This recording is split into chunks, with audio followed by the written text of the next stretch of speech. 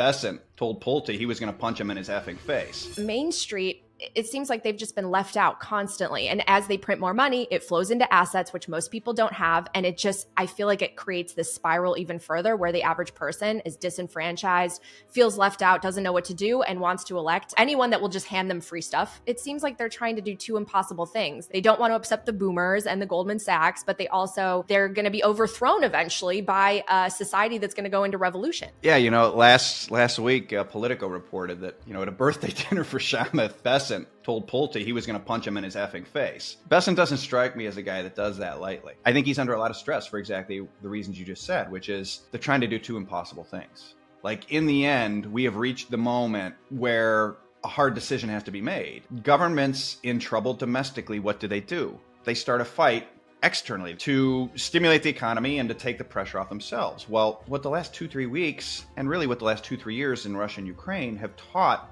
U.S. administrations was war's not an option. So what are you left with? We're going to have to eat the pain ourselves. And I suspect Bessent's starting to realize that. I think Trump realizes that. I think there's starting to be stress around that.